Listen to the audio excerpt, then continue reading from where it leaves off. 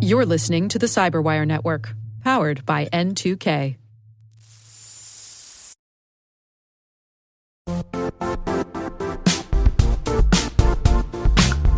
When it comes to ensuring your company has top-notch security practices, things can get complicated fast. Vanta automates compliance for SOC 2, ISO 27001, HIPAA, and more, saving you time and money. With Vanta, you can streamline security reviews by automating questionnaires and demonstrating your security posture with a customer-facing trust center. Over 7,000 global companies like Atlassian, Flow Health, and Quora use Vanta to manage risk and prove security in real time. Our listeners can claim a special offer of $1,000 off Vanta at vanta.com/cyber. That's VANTA.com/cyber for $1,000 off Vanta.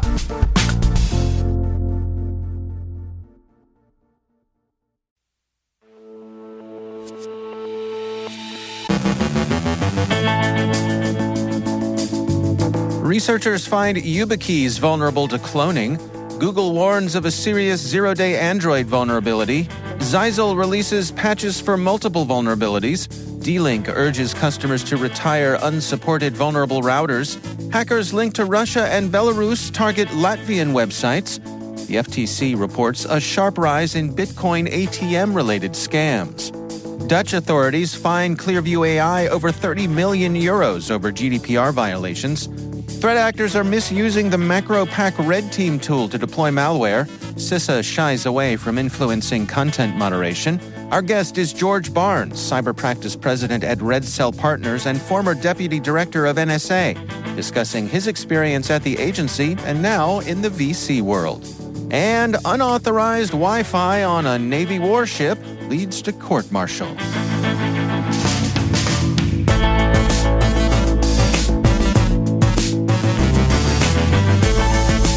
It's Wednesday, September 4th, 2024. I'm Dave Bittner, and this is your CyberWire Intel Briefing.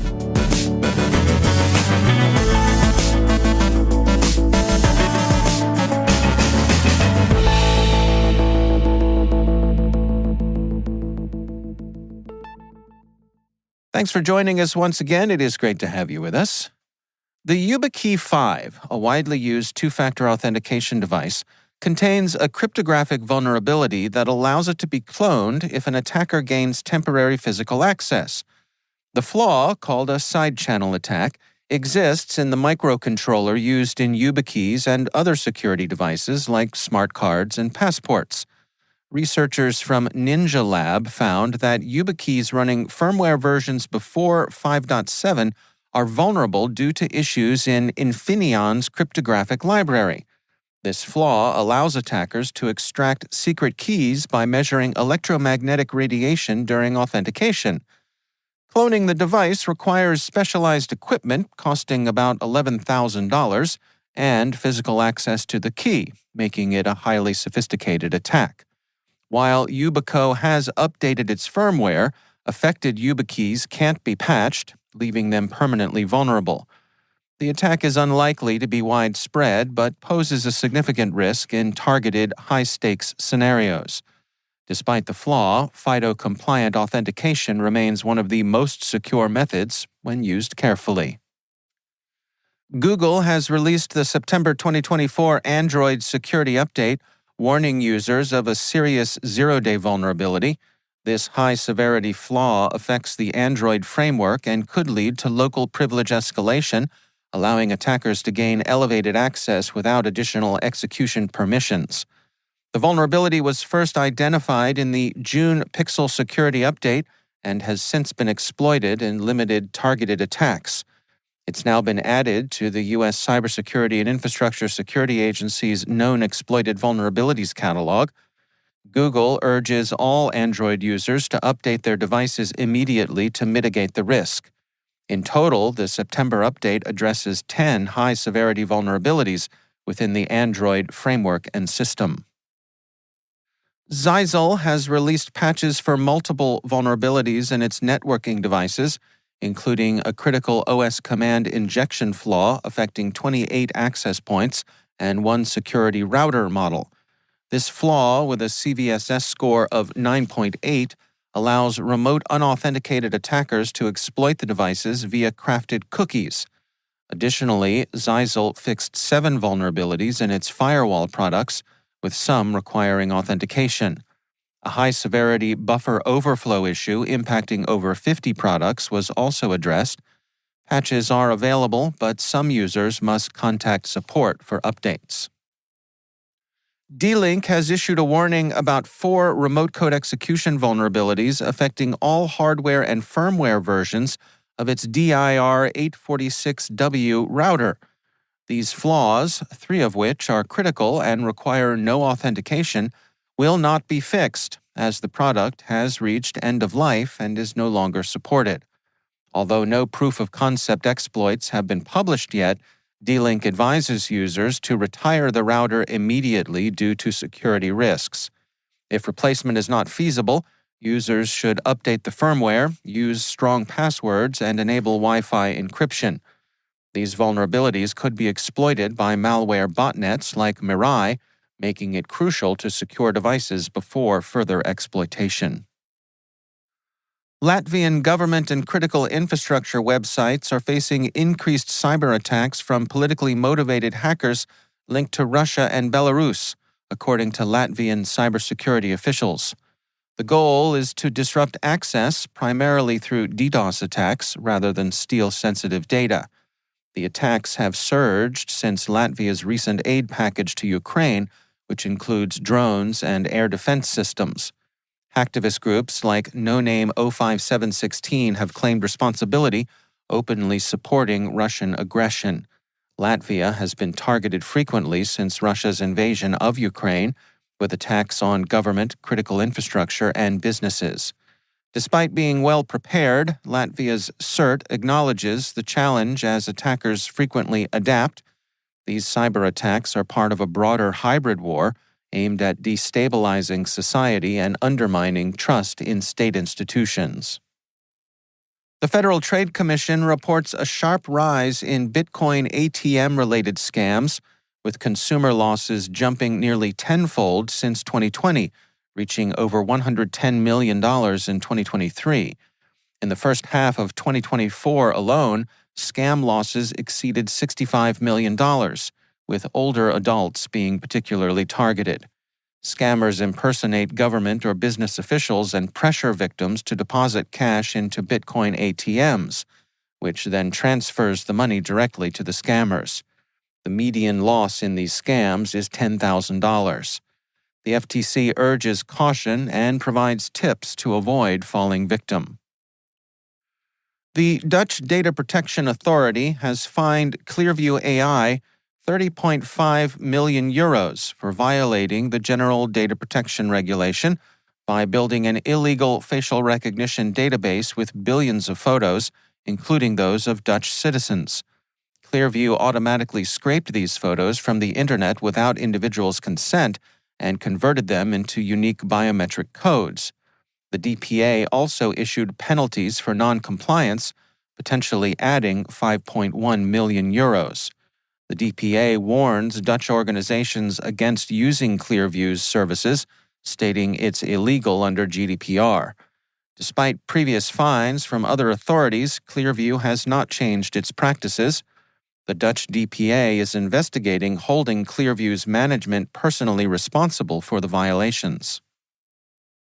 Cisco Talos researchers have found that threat actors are misusing a red team tool, MacroPack, to deploy malware via malicious Microsoft documents. These documents, uploaded to VirusTotal between May and July 2024, originated from various countries including China, Pakistan, and Russia.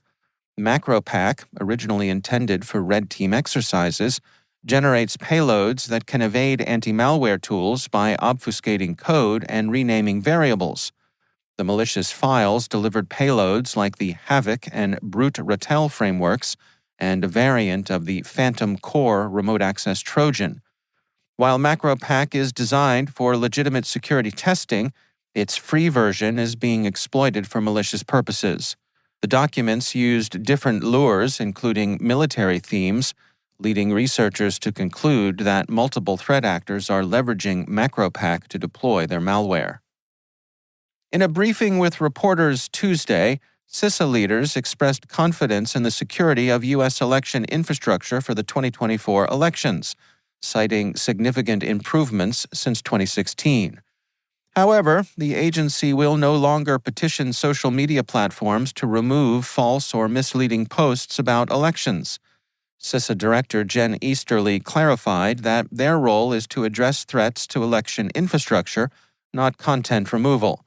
Instead, CISA will focus on collaborating with tech companies and election officials on security measures while directing voters to accurate information sources. This marks a shift from previous efforts, as the agency faced criticism and legal challenges regarding content moderation. CISA now emphasizes proactive communication by election officials to combat misinformation, citing recent successful coordination in New Hampshire as a model for responding to disinformation campaigns.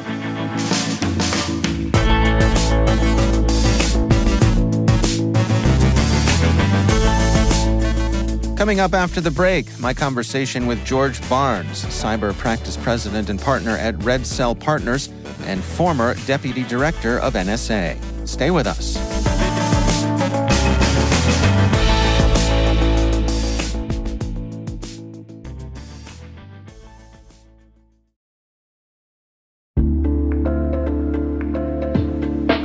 Hey everybody, Dave here. Have you ever wondered where your personal information is lurking online? Like many of you, I was concerned about my data being sold by data brokers. So I decided to try Delete Me. I have to say, Delete Me is a game changer. Within days of signing up, they started removing my personal information from hundreds of data brokers. I finally have peace of mind knowing my data privacy is protected. Delete Me's team does all the work for you with detailed reports, so you know exactly what's been done. Take control of your data and keep your private life private by signing up for Delete Me. Now at a special discount for our listeners. Today, get 20% off your Delete Me plan when you go to joindeleteme.com/N2K and use promo code N2K at checkout.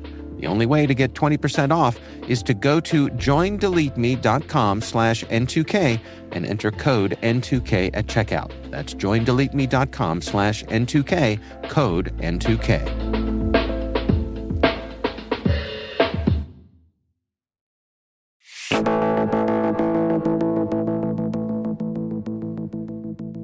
George Barnes is Cyber Practice President and Partner at Red Cell Partners.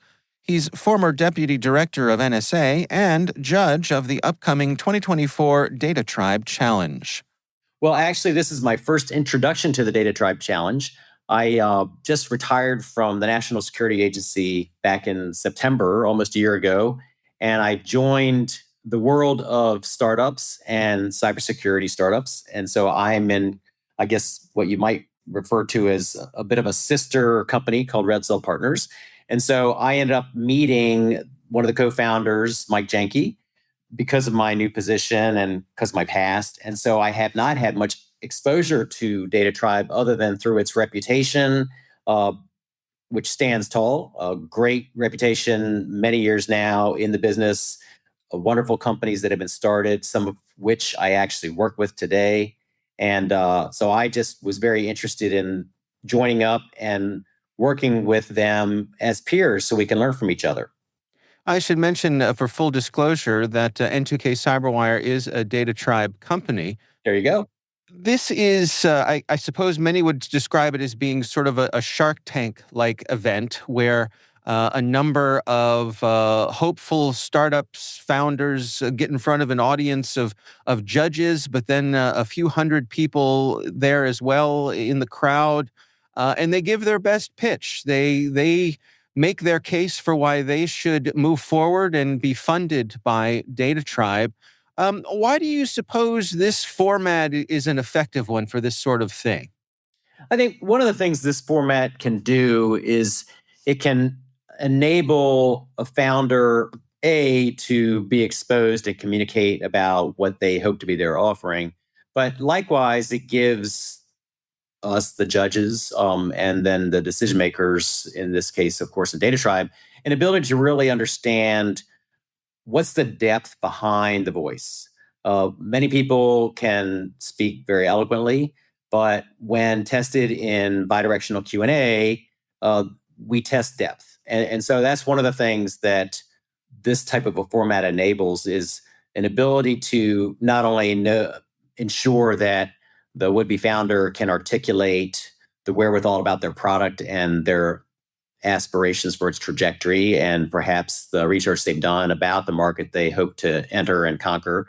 But it also gives a chance for us to really get a sense of how the fluidity with which they speak. And the fluidity speaks to knowledge, depth, conviction. And so a lot can come out from the interpersonal dynamics when you're talking. But of course, in the end, it's all about the content too.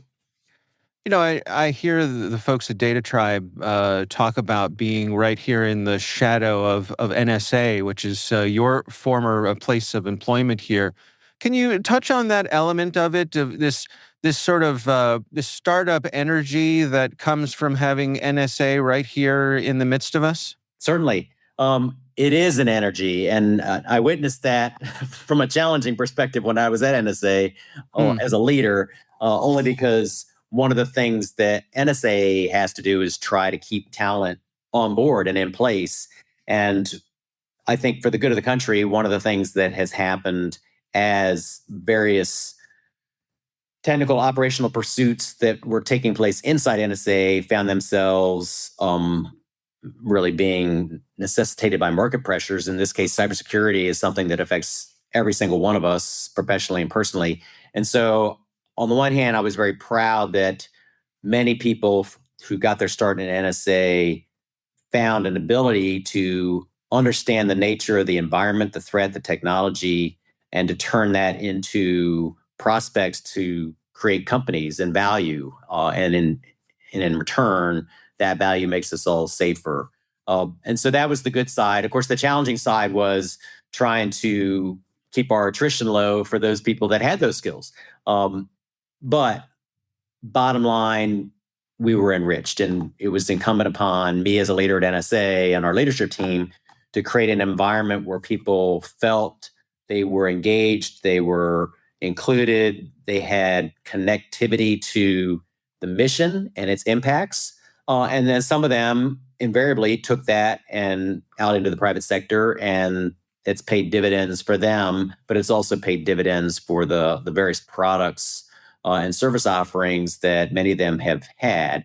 Several of the companies that Data Tribe has founded were founded by folks that left NSA. And so I'm proud of that. And especially now that I'm on the other side, on the outside, I see the value. Again, my company is based in McLean, not Crystal City, but Tyson's Corner area. But it's still in the greater Baltimore, Washington area, which has a lot of influence from NSA. And I think that's a great thing. As a judge for the upcoming Data Tribe Challenge, do you have any tips or words of wisdom for those who are going to be presenting, and any specific things that you'd like to see? Yeah, I think one of the key things gets into the connection, but the difference between having a great technical solution and having a solution that can actually get traction in the market, and how big that market might be. And a lot of founders have not founded before. Some have. And one of the things that tests every founder is this whole issue of market pressure, market reality, market uptake, and really understanding how to characterize the market opportunity in a way that doesn't fall apart at first contact. And I think that's really the key. I've spoken to a lot of people who have had wonderful ideas, but if there's not a receptive market, or if the integration of your idea into the market is too disruptive, you will have a hard time, in many cases, getting traction and therefore having a viable company. And so I think that's really, there are a lot of wonderful technical solutions out there, many of which, unfortunately, are not market worthy. That's George Barnes, Cyber Practice President and Partner at Red Cell Partners and former Deputy Director of NSA. You can learn more about the Data Tribe Challenge through the link in our show notes. Submit your startup to potentially be selected to be part of a startup competition like no other by September 27th, 2024.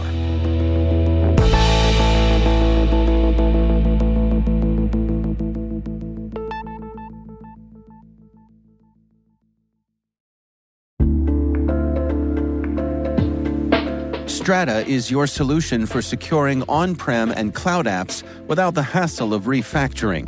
Modernize legacy systems with MFA or passwordless authentication and ensure continuous identity availability across multi-cloud environments. Say goodbye to tech debt and hello to seamless integration. Strata helps you reduce stress and gain control over your identity architecture, enhancing security and efficiency. Join industry leaders like 3M, Navy Federal, and Kroger who trust Strata for their identity needs. Visit strata.io/cyberwire to share your biggest identity challenge and receive a complimentary pair of AirPods Pro. Don't miss out. Transform your identity management today at strata.io/cyberwire. And our thanks to Strata for being a longtime friend and supporter of this podcast.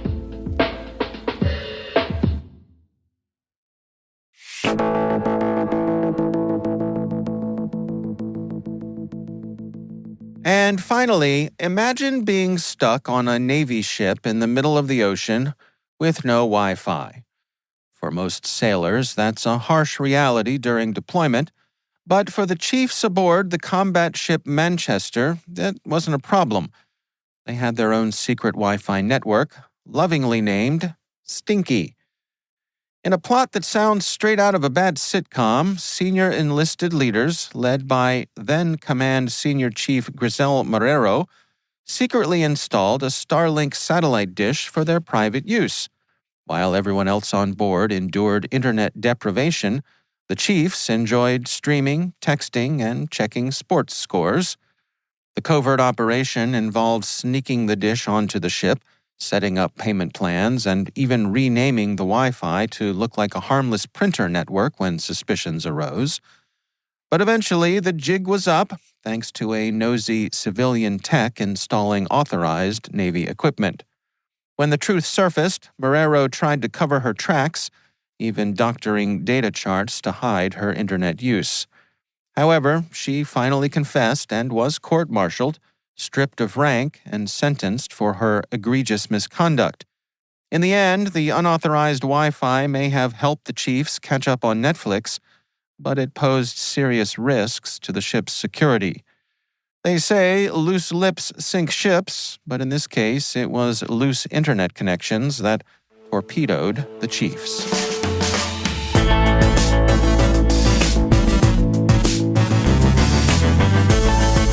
And that's the CyberWire. For links to all of today's stories, check out our daily briefing at thecyberwire.com. We'd love to know what you think of this podcast. Your feedback ensures we deliver the insights that keep you a step ahead in the rapidly changing world of cybersecurity. If you like our show, please share a rating and review in your favorite podcast app. Please also fill out the survey in the show notes or send an email to cyberwire@n2k.com. We're privileged that N2K CyberWire is part of the daily routine of the most influential leaders and operators in the public and private sector, from the Fortune 500 to many of the world's preeminent intelligence and law enforcement agencies. N2K makes it easy for companies to optimize your biggest investment, your people. We make you smarter about your teams while making your teams smarter. Learn how at n2k.com. This episode was produced by Liz Stokes. Our mixer is Trey Hester with original music and sound design by Elliot Peltzman. Our executive producer is Jennifer Iben. Our executive editor is Brandon Karp. Simone Petrella is our president. Peter Kilpie is our publisher. And I'm Dave Bittner. Thanks for listening. We'll see you back here tomorrow.